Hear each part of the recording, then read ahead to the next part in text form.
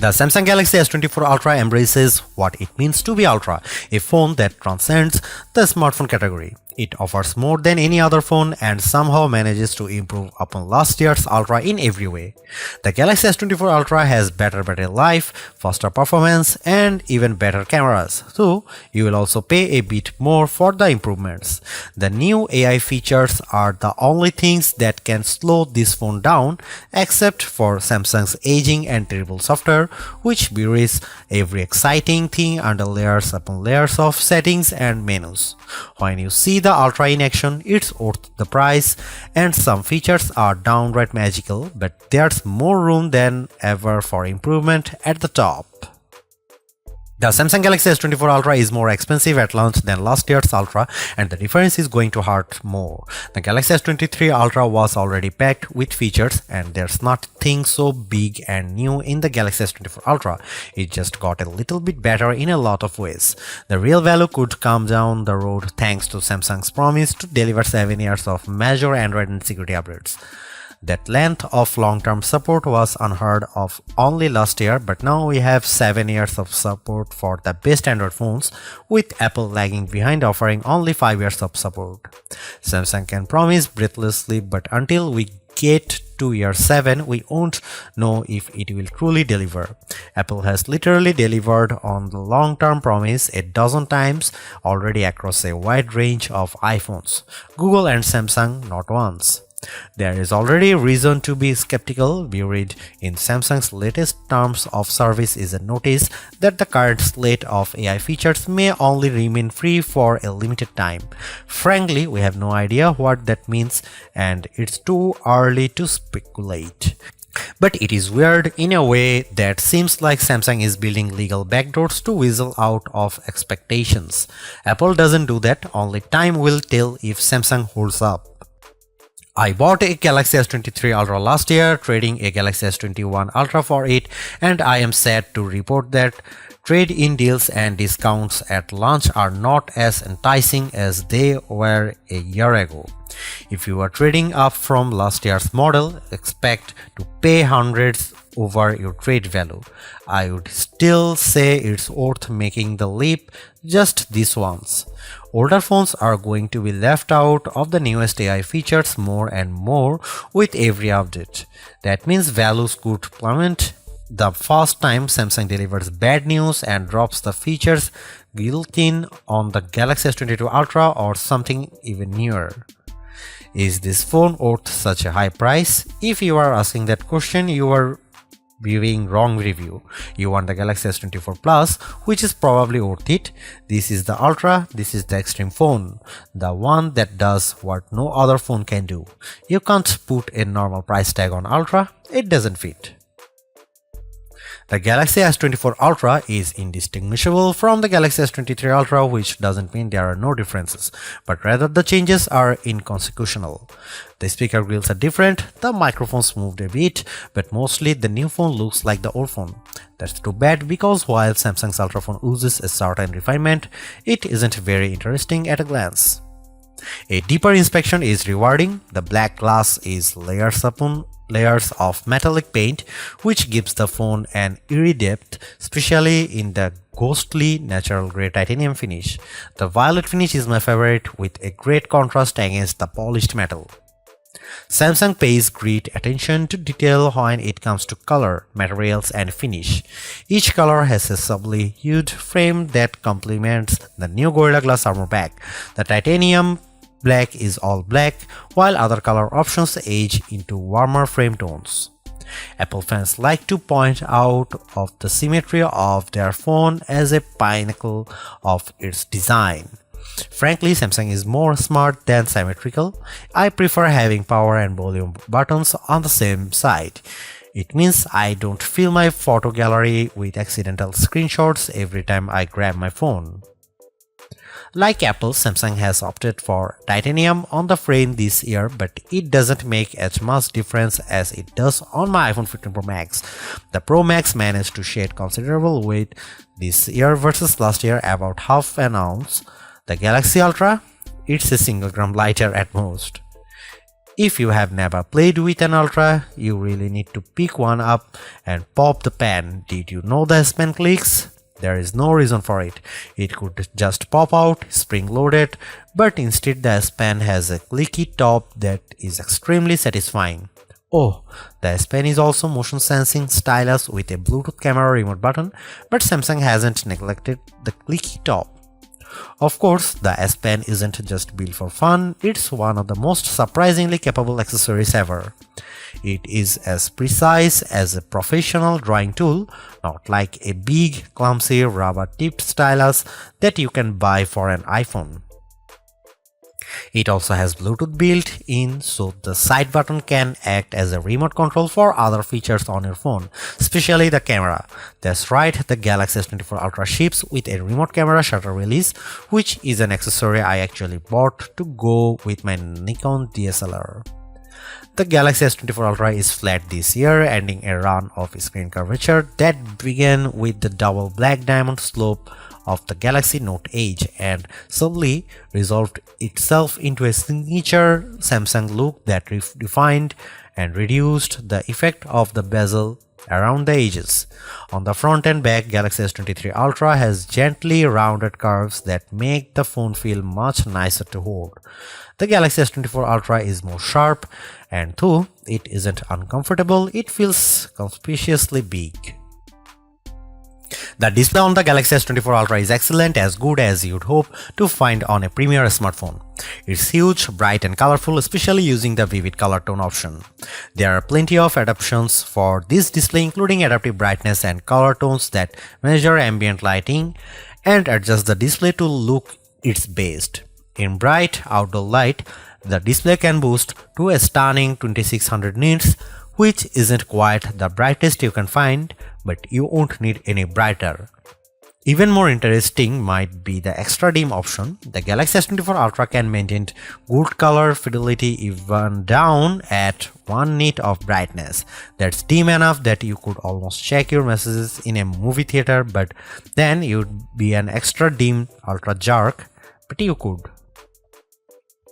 There is an always on display mode, but Samsung also still makes its unique S View cases, which provide a small window for time, weather and notifications peeping through a wallet cover case.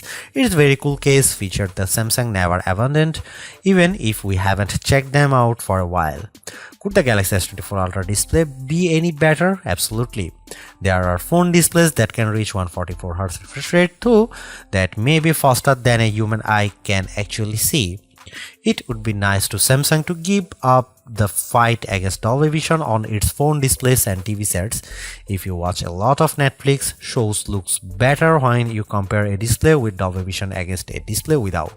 It seems like a silly omission for Samsung not to support Dolby's HDR video standard when it supports Dolby Audio. It has become abundantly clear that Samsung is focused entirely on hardware and has no interest in improving its software. The software on the Galaxy S24 Ultra is terrible and One UI is becoming unusable. Even the simplest features are bogged down with options and menus, and Samsung can't seem to make a single decision about what's best for its users. I am going to give Samsung a year to fix its software problems, though I suspect it will take 2 years or more to dig out of the current mess. Everything that was wrong with Samsung software has gotten worse, and the problems infect every new edition like a disease. The Galaxy S24 Ultra is loaded with features, but where do you find them? Where do you find the new AI translation tools or set up the AI feature that rewrites your text messages? Where do you turn an AI to edit photos or AI to summarize a web page? All in the same place, sadly. All of the new Samsung Galaxy AI features are buried in settings, and they are not at the surface. There are 22 different options in the settings menu. Option 16 of 22 is advanced features. Tap on this, you will find advanced intelligence, which isn't actually what AI standards for, is it? In any case, that's where Samsung has hidden all the cool new features for its flagship smartphone under the 16th setting option, 3 layers down. I have talked to Samsung about this and they recognize that it's a problem. Features are hidden, everything gets buried in settings as if that is a place we expect to find features as disparate as wireless power sharing, parental controls for children, and always on display widgets. In a feeble attempt to inform users about everything the phone can do, the Galaxy S24 Ultra will occasionally bubble up messages and suggestions for things to try. Sadly, Samsung phones are overloaded with messages and suggestions. Galaxy phones will infamously serve you an advertisement on your brand new Galaxy phone, imploring you to buy that brand new Galaxy phone. That's not how you educate people. Take it from me, a former high school teacher, if you simply tell your users about a new feature once you haven't taught them to use it. Samsung needs to take a big step back and figure out how to encourage users to try features they will enjoy. Samsung also needs to remove the features that aren't being used and hide the ones that don't need to be visible.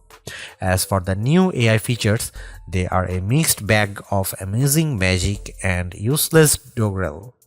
If you get a chance to use the AI translation on a phone call, it's like science fiction. It feels like you have stuck a babblefish into your ear and you are living in a fantasy future. Samsung could write "Don't panic" on the phone and ship it with a towel.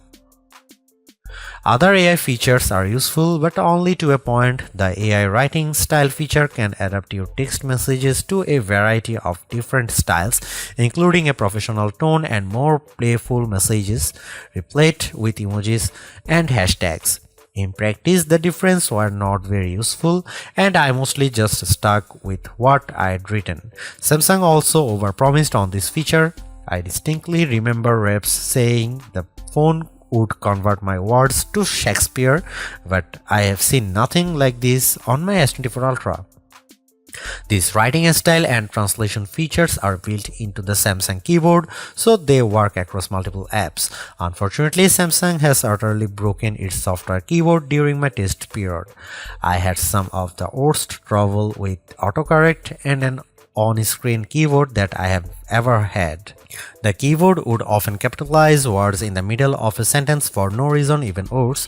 It would autocorrect partial words and automatically insert some nonsensical phrase or string of characters into my typing. While typing contractions, most keyboards are smart enough to insert the apostrophe, but on the Samsung keyboard, the autocorrect tried to insert whole new words after my contraction. It was making up content out of context, and it was completely wrong. When I went back to change the error, the keyboard was quite unfriendly. While the Apple iPhone keyboard assumes that a backspace after autocorrect means the autocorrection was bad, the Samsung keyboard sticks to its guns and makes changing errors incredibly tedious. I suspect that if I am diligent with the Samsung keyboard and I keep correcting all of its elementary errors, I will eventually teach to it right properly. I don't have time for this. I'm not sure how Samsung broke its keyboard so badly, but it's terrible and needs an immediate update. Some of the AI features that carried over from the Google Pixel 8 family have turned out to be a disappointment as well. Samsung promised that its voice recorder app would offer transcripts and summaries just like the recorder app on the Google Pixel. In practice, Samsung's app is not as advanced or useful as the Pixel version. It's slower, less accurate, and does not provide a live transcription of the conversation as it happens. The image editing features are also less impressive on the Galaxy S24 Ultra. They are on the Pixel 8 Pro. The Galaxy gets Samsung's take on the Magic Editor tool dubbed Generative Edit, which lets you select objects in your photo to move, resize, or erase them. When you erase an object or a whole background, the phone can use AI to replace that part of the image. What the Samsung phone lacks are the best editing tools available on the Pixel, namely the Photo Unblur tool that sharpens even old photos you didn't take with your smartphone, and the best take option that combines multiple photos to get rid of closed eyes and ugly expressions. Yet, as much as I complain about Samsung software, there are simply things you can do with a Galaxy phone, especially the Galaxy S24 Ultra, that you can't do with anything else. I love Samsung DeX, which turns your phone into something that acts more like a Chromebook. When you plug it into a monitor with a keyboard and mouse, you get a new home screen with windows and a dock, and everything runs smoothly. Why is this useful? I have a computer at home, but my corporate IT guys don't like me using it for work stuff. Instead, I use my phone, which is already set up with work and personal accounts. If I need to get work done at home or even while I am traveling, I don't need to bring my work laptop. I can just plug my Galaxy S24 Ultra into a USB hub, and now I have all my work and personal stuff in one place. The Galaxy S23 Ultra was our overall best camera phone of last year, so rumors that Samsung would be dropping the optical zoom from 10x to 5x set off a flurry of concern. The 10x zoom was the standout feature on the Galaxy S23 Ultra. Aside from the 200 megapixel sensor, the two zoom lenses, the 100x digital astrophotography, the AI image enhancements, and everything else the phone could do. Still, it's odd for Samsung to take a step backwards, especially where specs are concerned. Let's start with the Galaxy S24 Ultra's 5x zoom lens. Samsung has not taken a step backwards, more a step sideways. The Galaxy S24 Ultra still has the best zoom camera you can find on a smartphone. It's better than the Galaxy S23 Ultra's 10x zoom, and it's much better than the 5x zoom you will find on the iPhone 15 Pro Max most of the time, like when you are really using the zoom to its full extent. When you zoom in to 10x or even 100x, the Galaxy S24 Ultra produces images with better color and much better dynamic range than the Galaxy S23 Ultra. Where the older camera made images look flat, you will see more depth and shadow with the Galaxy S24 Ultra. What you won't see is plenty of detail. Samsung has sacrificed the fine details in images for better overall quality. It's good trade. Those 10x and 100x zoom images from the S23 Ultra look terrible. Sure, you could make out some details, but they are mixed with noise and blur like a virtual chopped salad. On the Galaxy S24 Ultra, you won't see as much, but you will be happier sharing those photos because they actually look like good pictures rather than police evidence. Check out some camera sample from Galaxy S24 Ultra and some comparison between Galaxy S24 Ultra, S23 Ultra or iPhone 15 Pro Max.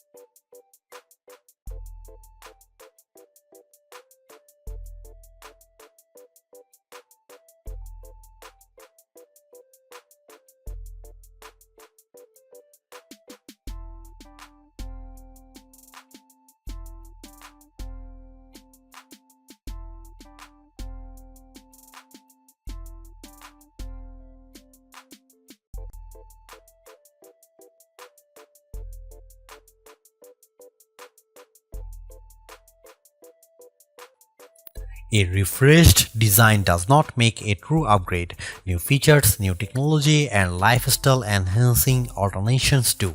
And the Samsung Galaxy S24 Ultra has all of these along with seemingly every other features or specification bump you could want from a new phone.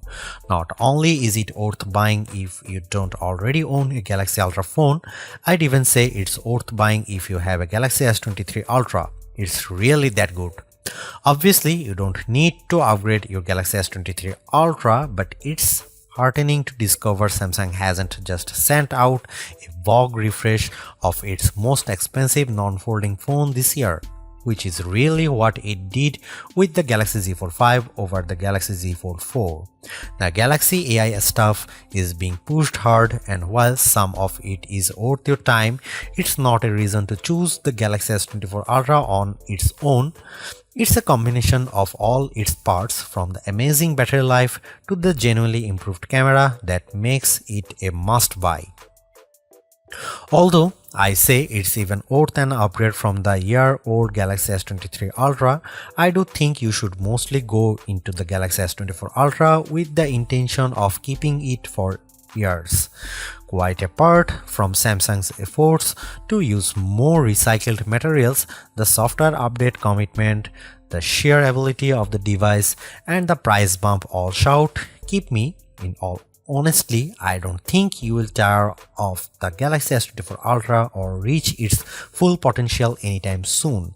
Buy it and keep hold of it, as you simply can't do much better. Thanks for watching. See you in the next one.